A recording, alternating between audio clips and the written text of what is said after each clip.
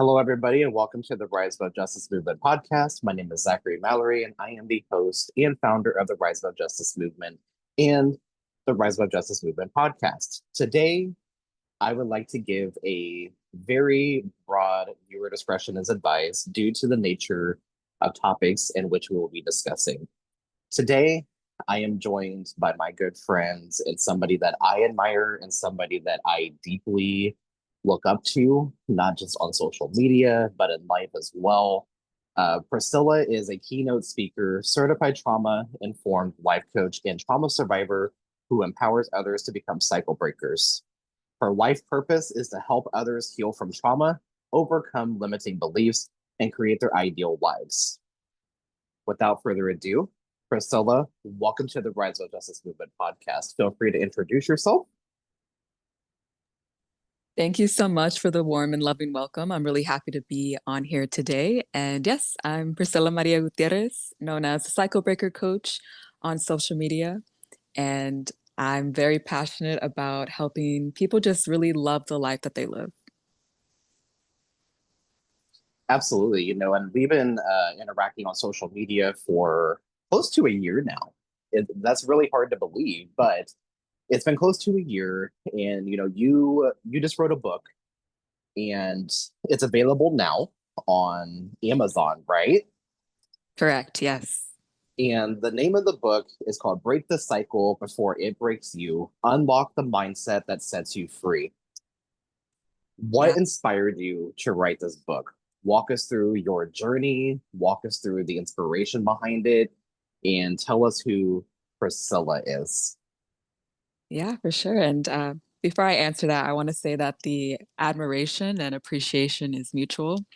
I'm really thankful for just all the advocacy and the platform that you and the co-founders have built. It's been really incredible and inspiring to witness. And as far as my book, so I would say the seed was planted when I was 14, after I just randomly came across the autobiography of Malcolm X. I still remember the day. I wanted to read something related to civil rights, and I never really heard of, I kind of heard the name, but I had no idea who Malcolm X was. I wasn't taught about him in school.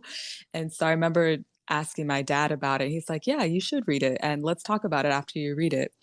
And his autobiography just lit a fire inside of me.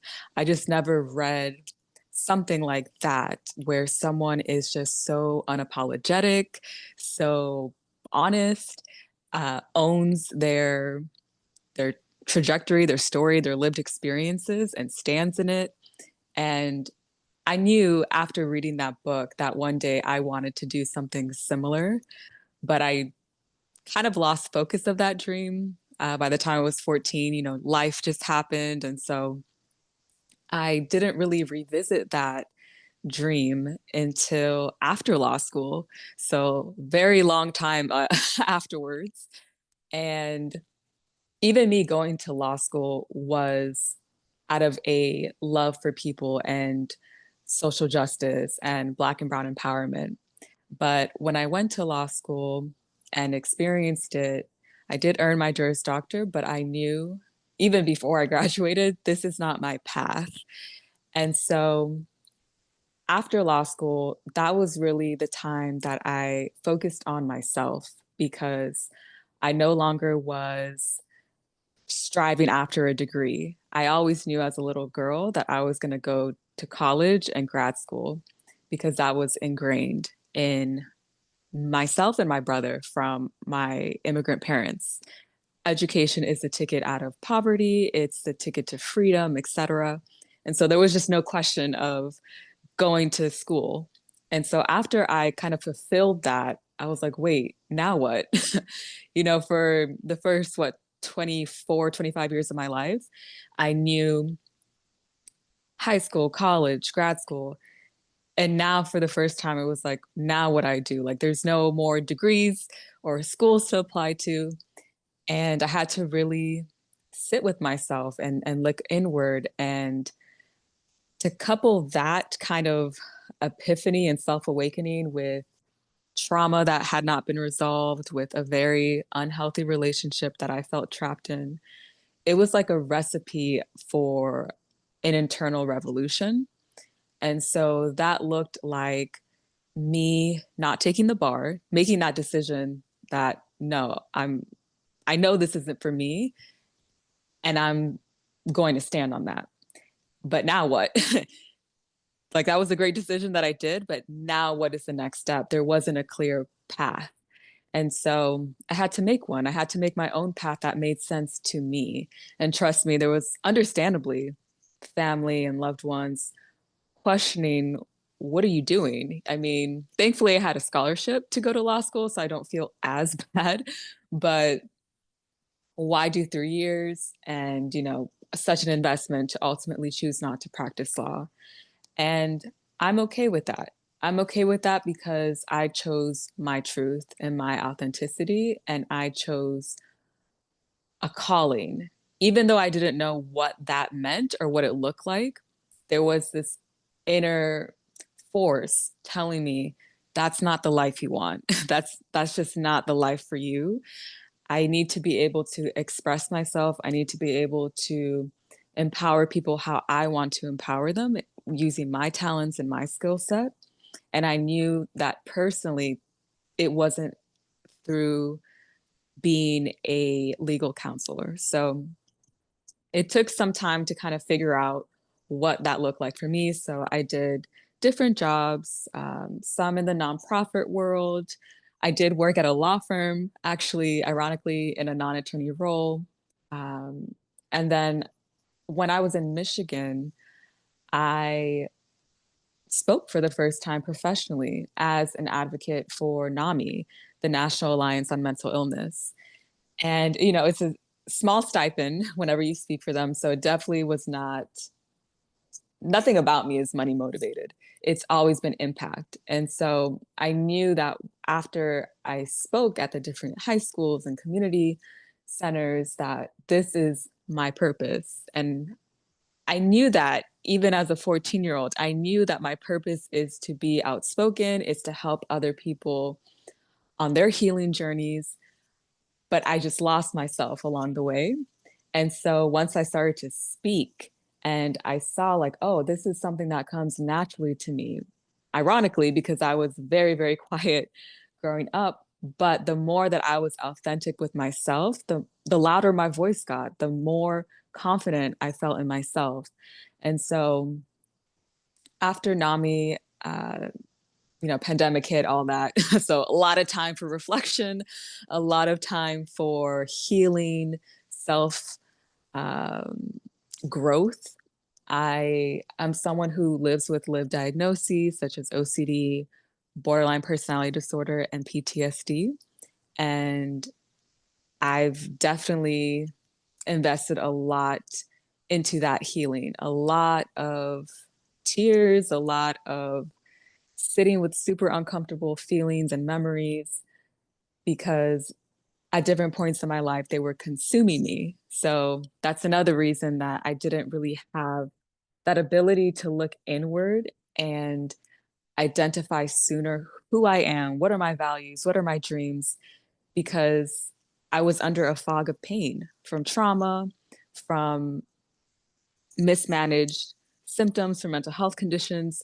So the more that I was able to manage those things and hold different people accountable and speak my truth, all of that helped me to ultimately write the book and become the speaker and the coach that I am. And so it was definitely a process. I came across, the power of social media. I came across a certified trauma recovery coach, and I had never heard of such a thing. I'd only been a patient for therapists, for psychiatrists, rehabs, wilderness programs. I only knew that binary, the doctor and the patient. And so to learn that, oh no, there's peer support. There's ways that other folks can be part of your healing journey where it's not clinical and it's a different structure. And so I looked more into what did she do to become that certified trauma recovery coach. And I ended up going to the same program and becoming certified and then just going for it. And I was actually laid off from the law firm on my birthday of all days. on my birthday. And that was the push that I needed to just go for it. And so since then, I've been a solo entrepreneur with the speaking, with the coaching, with the writing and the advocacy. And once I was able to get a bit more established with my business, I was like, okay, now's the time. Now is the time to write this book that you've been wanting to write. And honestly, it was a very challenging experience. Writing has always been my strength since I was a little kid. And, throughout all of my schooling, my highest grades, writing. But this was the hardest thing I've ever had to write. And it wasn't because of anything other than I was choosing to sit in my truth. And when it comes to speaking, I've spoken in front of many people and I can release the words and they kind of dissipate into the air, or people internalize it or feel it, but it's not tangible. But with writing, each word is memorialized on that paper forever. And so that was definitely out of my comfort zone. When I speak, I can see who's in the audience. It's different. But when it comes to a book, anyone can read it, anyone can sit with it. And it was a little challenging just to become okay with that, especially because of the content of my book. And so Break the Cycle Before It Breaks You centers on trauma healing and different, almost like mantras to live by in order to eventually unlock that mindset that sets you free. And so I use myself as a case study. There's let me see, 5 different parts, and I use in each part a personal anecdote, some research, some exercises and challenges that people can do after the fact. So it's very much a journey to go through the book, truly to do each part. And I really just put my heart into it. I mean, I talked about my family, I talked about different experiences that I hadn't thought about in a long time. And the feedback that I've received so far has been very affirming, because all of that discomfort and rumination over the book, and also the investment, the time, the energy, the money to bring it all together, felt so worth it, because I've already had folks tell me, like, whoa, I see myself in your story.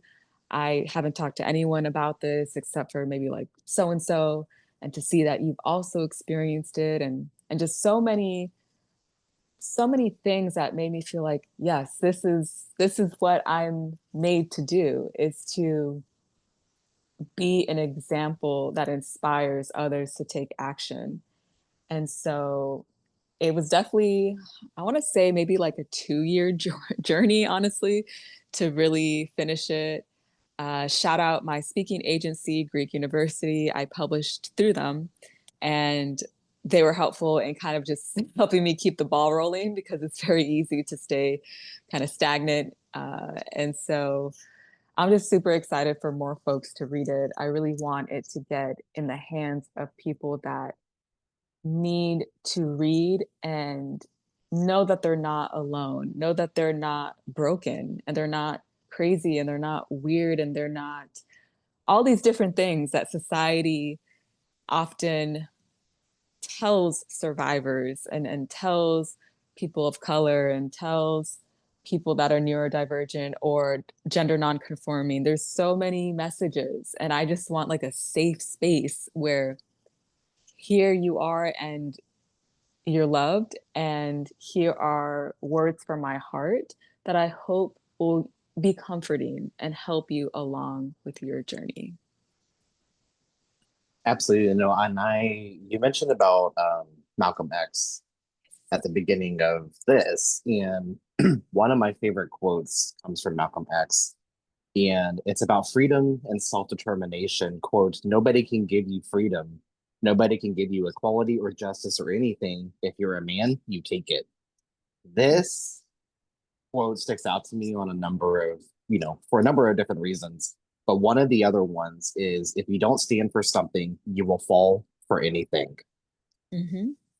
I stand firmly against sexual and gender-based violence, which is why I created the Rise Above Justice movement to give that platform and to give the voice to people who don't reach those headlines because we know how mainstream media is. We know that they are complicit in silence. How do we shatter through these glass ceilings? And how do we break those cycles of generational trauma? How do we decolonize self care? How do we decolonize our communities? And how do we decolonize within ourselves of like all this ancestral trauma that we carry, right? Hmm. And educating others on how to do it too is something that you do so very well. And I want to take a moment and recognize that a little over a week ago, which today is September 26th, so a little over a week ago, you posted about We Do Recover. And this is whenever your book was first announced. And you stated that you've been alcohol free since Hmm. 11/2 of 2011. So, first of all, congratulations on that. Thank you. And mine is also in November, but it's of 2018. Ooh, congrats. It would have been November 9th of 2018. It was literally the day after my mom got divorced from Hmm. an alcoholic stepfather. Hmm. And as you state, it wasn't easy. Mm-mm. And the recovery journey that I've had like over the last several years, and you said it best. There's been blood, there's been tears, there's been sweat, there's been nights of no sleep literally at all. Sometimes my mind wanders. These are those after effects of trauma. And Yeah. one of the other things that I wanted to bring up was, CPTSD is not included in the DSM-5 or recognized by the American Psychological Association as a diagnosable, you know, as diagnosable. And one of the things that the Healing and CPTSD Foundation does is advocate for the inclusion of CPTSD being added to the DSM-5, DSM-6, and etc. And what is your thoughts on complex CPTSD and why would it be important to add that into the diagnosis criteria? Yeah, that's a great question. And thank you for sharing about parts of your story. I didn't know that you were also alcohol free November date and 2018. And so that's really awesome. And as far as that, I it's it's so interesting because like even in the beginning when you were talking about like decolonization and on threads, I think maybe like yesterday, I posted like a little blurb about me and what I do. And already there was someone in the comments of, basically challenging my credibility. And there's a lot of folks that don't think coaches or basically non clinicians should have any like part or say in certain spaces, like healing spaces, therapeutic spaces. And that really got me thinking because I see sides to both of it. I do believe in, some type of regulation or a means for people to lodge complaints or know that they're safeguarded and things like that. But I also know that clinicians are not everything. You know, when I think of our ancestors and healing, they didn't need someone to have a degree or a PhD or an MD to provide healing or to help someone.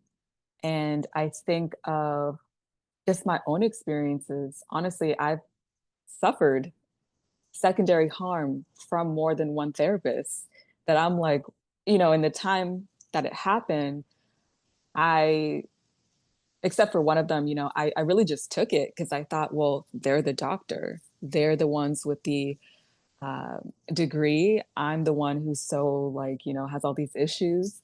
And so I felt like that was really, and I'm only speaking from my experience, that isn't always the best dynamic. And so I don't think folks should solely rely on, well, what does the DSM think? What does the psychiatric field that is overwhelmingly white think? I and I say that having many friends that are licensed therapists, clinicians, I have respect for those clinicians that are trauma informed, that are human centered. I'm not talking about them, but when it comes to just as a whole, I don't think we should just defer to that whole community, because the first thing that comes to mind is just historically all of the abuse and violence that has been done against gay people, against women, against people of color. Like, and you're telling me that I'm just supposed to, oh, wait, I can't acknowledge my experience or validate someone's experience because so and so, a small group of people, doesn't think so. Mind you, speaking of gayness, that was considered a mental illness for a long time. And so many, like if you go down the rabbit hole of all the different abuses towards those with mental health conditions and mental, quote unquote, insane asylums, like all the abuses against those with, mental impairments. So let's just keep it 100. If you're going to talk about the authority of the psychiatric field and the DSM, I think people should talk about those qualities as well. So, in short, to answer your question, I think it should be included for sure, number one. Uh, but also number two, even if it's not included, to me, it doesn't make it any less valid. And so I think it's important, though, that the DSM reflect the lived reality of so many people, because it ultimately helps us heal. So, for example, in my case, I've been misdiagnosed. I was originally diagnosed with borderline, and then went to get a second opinion from a psychiatrist. Mind you, the person who the psychologist that diagnosed me with BPD, that was the first session. She was like, I'm pretty sure you have BPD, which in retrospect, I've learned is highly inappropriate to literally just meet someone. The psychiatrist that I went to, same thing, first meeting. And she told me, well, I don't believe in personality disorders. I know it's in the DSM or whatever she said, but really borderline is actually just a part of bipolar. So you're bipolar. And so now I was diagnosed as bipolar. I'm like, well, damn. In like a span of a couple of months, I got like two new diagnoses. Like, and so, and it really matters because there's different recommended treatments for certain diagnoses. So the medicine that I was prescribed with that under that bipolar diagnosis, my body had a really bad reaction to it because I don't live with bipolar disorder and I should have never been diagnosed or given those medicines. And so, had I been properly diagnosed with complex PTSD or borderline sooner, that would have been honestly life saving for me, because for those who may not be aware of living, for example, with borderline personality disorder, it's intense. It's basically a lot of emotional dysregulation, which can lead to certain behaviors like suicide ideation, suicide attempts, self-harm, binge drinking, eating disorders, etc. And I wonder, in retrospect, what if I had this diagnosis in college? What if I had the proper medicine that I am on now? That would have completely like helped me so much. And so that's why accurate diagnoses matter. And that's why the DSM needs to basically redeem itself for its track record of abuses and get up to date. When I read the Body Keeps the Score, even PTSD, that they had a hard time getting that validated by the DSM. And now we know, of course, PTSD is real, and the life, uh, how much it can affect someone's life. And so there's ample examples that show, yeah, the DSM is just not always the be all, authority. Exactly. And I have to agree that it should absolutely be up to date. It should absolutely reflect, that complexity. And, you know, I I too can kind of like see like both sides to it. I have always been the person that always shatters the narratives and shatters like the norms, essentially, right? I mean, Mm-hmm. I'm non-binary, I'm queer. Like, obviously, there's a lot that goes into that, that self-discovery, but it also comes from a place of healing and it comes from a place of resilience and resistance. Yeah. And, no pun intended, but I'm also a cycle breaker too, which Yeah. coincidentally, as you stated, the cycle breaker coach, which I absolutely love. And I would love for you to talk a little bit about being the being the founder of the Cycle Breakers Club. I know that's like your LLC, and I absolutely love the name of it. So walk us through, being the founder of the Cycle Breakers Club and what you do, what it entails, and just give us an overview of the Cycle Breakers Club. Yeah, for sure. I'd love to. And you are absolutely a cycle breaker for sure. And you're helping so many on their cycle breaking journeys. And so the Cycle Breakers Club, it is the name of my business. And to me, it's it's a dream come true, but also a dream that's still coming true. And so I'm still developing it. It's just me. And so I really had to like brainstorm like what do I want to provide? What services, what value do I want to provide? And the phrase cycle breaker, I'm certainly not the originator of it. It's just very powerful to me because I've always heard it in a context where someone is outspoken, bold, audacious, willing to say what maybe others won't. And so I really wanted to embody that and also highlight that none of us come into this world empty handed. At least that's my belief. And I say that more metaphorically than finances. So when we are born, we all have an ancestral inheritance of gifts and traumas, pain and wisdom. And so I wanted to also highlight that because that's something I realized in my own healing journey. That was like, okay, something's missing because I've gone to like so many different therapy sessions and there's it's like a big part of the story is missing. I've only been really talking about myself, but I don't exist in a vacuum. I am the product of Latino immigrants and refugees. Their pain, their trauma didn't just disintegrate. It affected their parenting of me. It affected the worldview that they helped me uh, develop as a child, etc. And so, and I saw that with a lot of my friends where yeah, there's certain patterns that you see in families and in your own family. And I wanted to draw attention to that and also to tie it back to the communities that I love. I want to see, different, uh, just people that I love just be happy. And so that's really the motivation behind just going for it and investing in myself to get it up and started.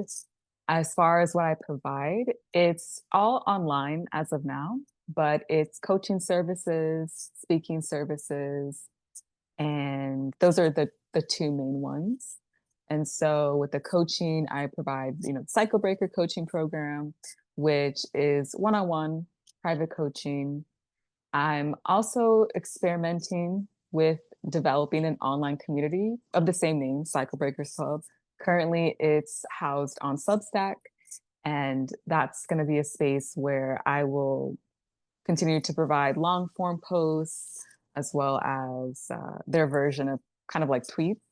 So just kind of like get the conversation just regularly happening. And I just want to attract folks that may feel alone in their cycle breaker journey because often cycle breakers are quote unquote the black sheep of the family. And so it can feel very isolating you can feel very othered. And so I want folks to know that you can create your own family. You know, shared DNA is not enough for me. It's not equivalent to compatibility. We can be identical twins and still not be meant to be in each other's lives is how I feel. And so that's how I see my community is like-minded or people just wanting to grow and feel that healing energy and that family kind of connection. And so that's the vision. So it's still definitely, figuring it out, growing it. As far as the speaking, I I would say the highlight so far has been speaking at my alma mater back in April. So my college experience, like I mentioned in my book, it was very chaotic, a lot of things happening. And a lot of things not mentioned in the book. So maybe for a future book. And so for me to revisit that place after years was wild to me. And to be in the very room where I was sitting as a student, so lost and confused, to come back invited as a speaker to speak to students was like wild to me. And so that's definitely a love that I have is storytelling, sharing my story, healing out loud for those suffering in silence. And so I go to different colleges. The last place I actually spoke at was at a conference for the National Center for Victims of Violence. And I actually was on a panel with Marley and Cage of the Survivors for Justice Reform. And we spoke about restorative justice. And so now, like my Substack, for example, I'm kind of moving it more towards mindset and then niching it down more to goals. Like I really want to help people move forward and kind of just apply the different skill sets that I've gathered over the years in a way that is very like tangible. Like I know as a survivor for many of us, it can be hard to set goals. It can be hard to set a goal if your self-image is not the best because of what happened to us. It can be difficult to even be optimistic about the future. It can be difficult to think that we're capable of certain things when our trauma or our abusers have convinced us otherwise. And so there's something about just goals and dreams and aspirations that I really want to help people with that part of their cycle breaker journey is you can create truly the life that you want. It doesn't have to continue on a certain trajectory because of what your family tells you or society tells you or because of what your past looks like. And so in a nutshell, that's what I do. And I'm really looking forward to just expanding it and continuing to put my heart and soul into it. Absolutely. And I've known you long enough that I know that you bring your whole self to everything that you do, which is deeply admirable. And I want to pivot into your book really quick. And in part four, you talk about letting go of loyalty and ride or die culture. Can you walk us through that part really quick? Yeah, for sure. And I'm definitely a work in progress. So I strive to embody what I encourage others to also embody. So just being, very real and transparent. I still struggle with that. I still struggle with boundaries and things like that.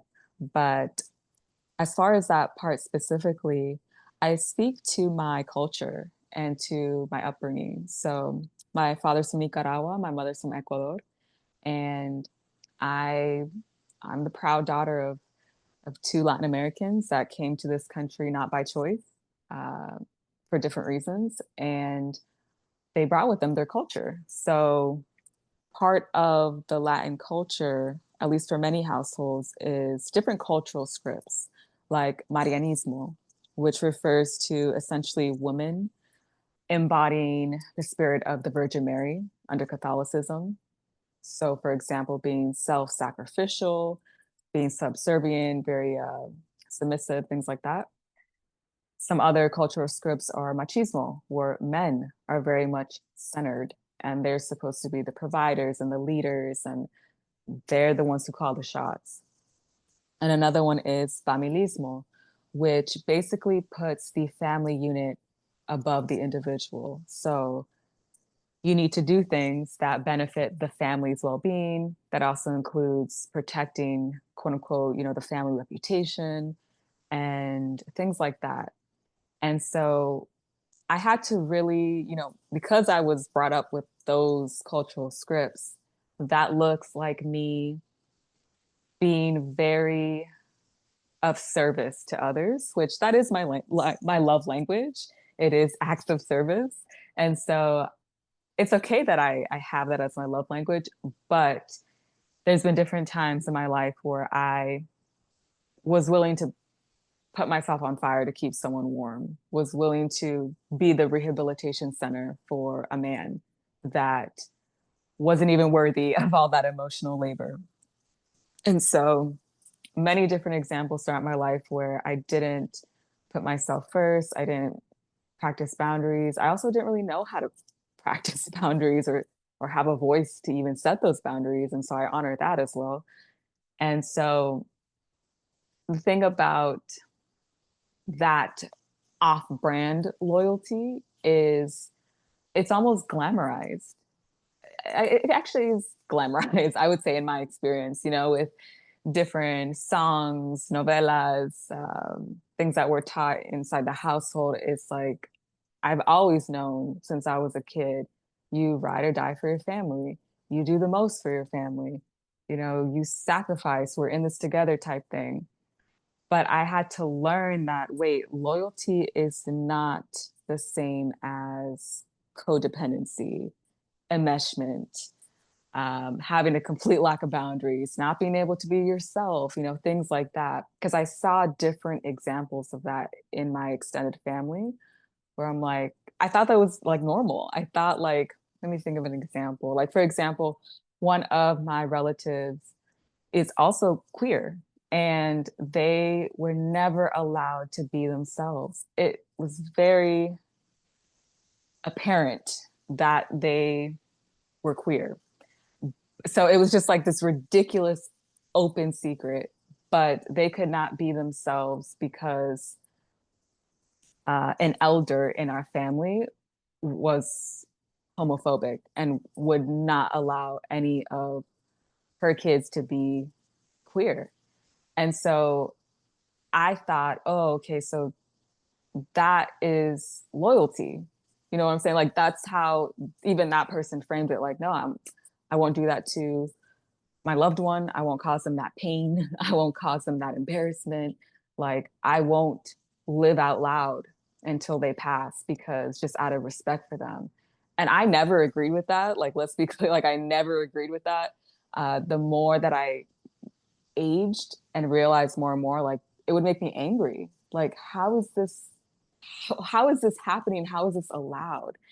But when I was more like a younger kid, I was like, oh, okay, this is kind of like what we do. Like you're supposed to almost blindly have allegiance to your elders. And so I had to learn like, no, you don't have to die. If the two options are ride or die, that's a 50% chance of you dying. That's a really high rate. I'm not going to eat something that has a 50% lethal poisoning chance. So why am I going to accept a relationship where there's a 50% chance of me dying, either, emotionally, physically, metaphorically? And so I had to really unlearn that. And I've made a lot of progress with that. I've set a lot of boundaries. I'm not really connecting with a lot of relatives at this point. Um, and yeah, and in different relationships, professional, romantic, friends. And so I really had to learn that the most important relationship is the one with myself. And I wasn't brought up like that. And I certainly didn't have a lot of examples of that, especially as a woman, as Latina. You're supposed to put others first. And add to that, I was raised Catholic. And I remember even as a kid in Catholic school, they teach us joy means Jesus first, other second, and then you. And so I had to really unlearn a lot of messaging from my culture, society, religion, gender roles that no, it's actually okay to be loyal to myself first and foremost and not play this ride or die, all giving sacrificial woman. Thank you for sharing, a lot of your story, just that I know it's like the Cliff Notes version, and there's a lot more, details that go into that. And your story is very complex, kind of like mine is. Mine does a cross between gun violence, domestic violence, religious trauma, conversion therapy, going through drug addiction, alcohol. So it's like encompassing of a lot of different aspects, so I fit the definition of complex PTSD. Mhm. It's just not diagnosable, right? So Yeah, I feel you. um but and it's like I go through like these diagnostics, like you can do like a self-diagnostic, and kind of go through, and you can look at different diagnosing criteria. And you mentioned about NAMI, Mhm. the National Alliance on Mental Illness. I used to be very involved with NAMI, and then I got burnt out Mhm. very quickly. That was right after the pandemic, and the pandemic took a lot out of me. Yeah. Being stuck at home and being an extrovert, it changed me a little bit, to say the least. But what other organizations have you been involved with, and what's been your experience? Yeah, that's a great question. And the pandemic also affected my relationship with NAMI, um, in that I couldn't talk anymore to different, students and different events. And as far as different organizations, I would say I've had overall pretty awesome experiences. So, for example, kind of going back to the whole, coaches and advocates and what are their roles in healing spaces. The first person who really helped me to validate my rape, which happened back in 2017, was an advocate. It was someone who was trained to serve sexual assault survivors, and it was at, I believe, Safe House in Michigan back when I was out there. And she just like listened to me. Like it was like wild. Like, oh, wait, I don't have to like make a case. I don't have to like convince you. I don't have to like she put me in the driver's seat and she said, how did you feel? And so that was like so liberating. And truly, when I started to accept that I had experienced rape, you know, and that was what, maybe 2 years after the fact. And mind you, I was in therapy that entire time, but the therapists that I worked with were very, very questionable. And I talk about in my book, different invalidating statements. And so that was definitely an awesome organization that I recommend. And at a later point, I actually eventually trained with them to be a domestic violence advocate.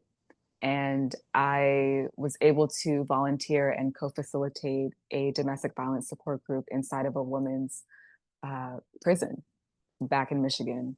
And unfortunately, the pandemic also ended that. But I still think of those women. I still think of, the experiences we had together.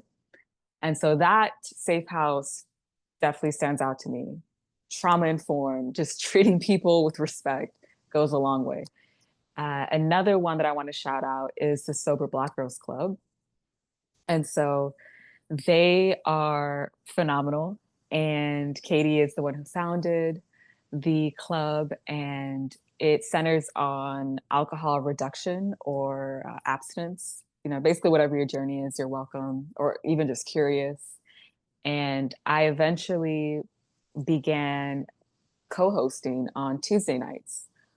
Those meetings, and they still are open 7 p.m. Eastern Time for people of color that are non binary, femme, women to come, and also queer, to come and have support. And that was really healing for me because that was the first time I was in a recovery space where white people were not the center.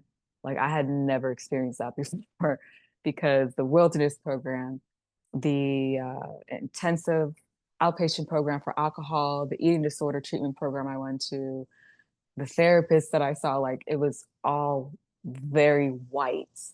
And and some people may not understand, like, first of all, you're pale, like super pale, like what does it matter to you? But if you're a person of color, minority, global majority, whatever label you want to use, you know how it feels to just feel so othered, where the food, for example, in the eating disorder treatment center, the food they're eating, the things they're talking about, I'm like, what? Like this, there's just like there's a cultural disconnect, um, and things like that. And so just to have this space, it's led by a Black woman. Uh, Majority of people are Black or some other type of brown, Latino, mostly. And so that was just really healing to be like, oh, I can be in a space where I don't have to explain as much things. Like they just get it. So definitely want to shout them out. And then who else? And then actually looking on the other side, I'm not gonna say their name. Uh, yeah, I'm not gonna say their name just really for legal reasons. But this particular well, it is a business. It is an app, and I was a coach for them for some time. And the things that happen behind the scenes and the just unethical things and lack of procedures in place. And mind you, this is an app for folks in recovery. So this is a very sensitive space topic. Things that people are, fighting for their lives, fighting for their families, etc. And they were not trauma informed. The people in charge, the like top people in charge, weren't in recovery and didn't know what the hell they were talking about. And so I ultimately left because it just was so misaligned with my values. And there's like a lot that happened, but uh, I say that to say that it is important. So like the comment that I got on Threads, and I've gotten like another comment on Instagram where people will basically question like, who are you to talk about trauma at all or mindset and things like that? And the thing is, it's important to, I think each case needs to be scrutinized because there are coaches like myself that truly are trauma informed. They stay in their lane. They're not out here selling dreams or trying to uh, cross any boundaries. And then there's people like the founders of this organization who see, oh, there's money in recovery spaces. There are people that are desperate for a solution that they're willing to pay whatever, or they're just they're in a really difficult situation. And so there are predatory people that will see that and see like, oh, okay, I can make money off this. So, and we see that with, different types of uh, programs and whatnot. I remember a while ago, there was like this commercial where the guy in the commercial was like, oh, I used to be an addict, but now I'm not. And it was like for this place in like a really luxurious area. I'm like, what the fuck? Like, anyways, it just made it seem like addiction was something that you just like nap away and if it never happened. Like, I very much consider myself in recovery. It's not something that just like went away. So I'm trying to give, kind of both sides where there's really amazing organizations. And then, yeah, there's some questionable, more profit driven organizations that exist as well. So it's important to just try and do your research, see, different reviews online, or if you're able to talk to someone who has worked for the organization or that is currently involved in the organization. And you always give yourself permission to leave an organization if it doesn't align with you and find a more aligned organization. There's a lot out there. Yeah, absolutely. And I want to say thank you again for, the work that you do in creating this space of, inclusion within your social media and with like everything that you do. I want to acknowledge, the courage that you have to support others and also taking care of yourself is so incredibly important. And my last question to you, and obviously you have an open invite to be on the podcast anytime you would like to. And my last question to you, and I know you probably get messages like this, but my last question for you is if somebody was to message you, on Instagram or Threads, because on Threads you can message people now. I don't know if you knew that, but yes, you can message people now. Um, if somebody was to message you looking for support on how to break the cycle and how to get support, they're getting ready to tell their story for the first time, Mhm. either at a trial for their perpetrator or to the police, what would you tell them and why? Yeah, that's a great question. And I didn't know that you can message on Threads, so that I might need to check my inbox if there's anything sitting there. But uh, as far as that, I would say you are the expert on your body, on your mind, and on your experiences. You are the authority. You are the person that was there. It happened to you. You know better than anyone what occurred and how to feel about it. And so I would really just emphasize that the power of self validation, which I talk about in my book to be, a superpower. I really didn't know that was even an option. I always looked to therapists, to my elders to validate and tell me, was this like, do I have a right to be mad or to be sad? Was that traumatic? Instead of saying, wait, hell yeah, it was traumatic. I wouldn't be having these nightmares. I wouldn't be fainting. I wouldn't be having all these challenges if it was just a regular Tuesday. It's something that catastrophically just disrupted my nervous system and my body's ability to cope. And so I would really emphasize that to keep that front and center for them. And also know that it's your story. It's your story to tell or not tell if you don't that's not what you want to do. If you want to write it in a journal, you want to tell your dog. I've had people tell me like, yeah, I'll just tell things to my dog and that helps me. Do whatever you want. Tell it to nature, but it's your decision. It's your choice. It's your story to dictate.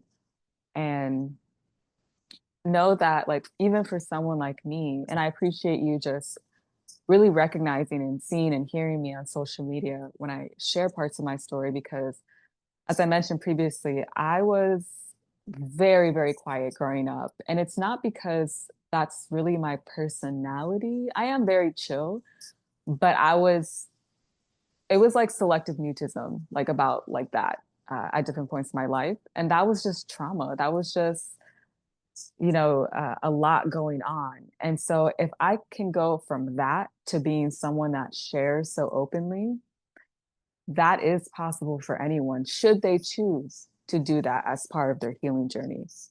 Definitely not required. And know that it's also been a gradual process. So I actually started out with giving testimony at church, and then it went into writing essays online for different like websites. And then I went to the speaking in public and then making like videos. So it definitely has been like years worth, like a journey. So just to also share that with folks that there is no deadline for your healing, there's no pace that you have to go at. You are in the driver's seat. You decide the course, you decide who comes along for the ride. You are the boss. And that leads into taking back your voice, taking back your energy, taking back, your time. And it's like reclaiming that and like the decolonization within itself, and I just want to say thank you, for being a bright light in a world that can seem very dark. Mhm. And you bring this energy and you bring your passion, and it shows in everything that you do. And I want to say thank you for that. And to anybody out there, make sure you follow Priscilla on social media as Cycle Breaker Coach. You can order her book online on Amazon. You can also go to her social media and find the link directly to it. And then it'll also be on our social media as well. And then it'll also be on our website, which is currently being updated. There's a couple other things that we'll be doing with Priscilla as well and highlighting the work that she is doing. And, Priscilla, thank you for coming on the podcast today. I greatly appreciate you.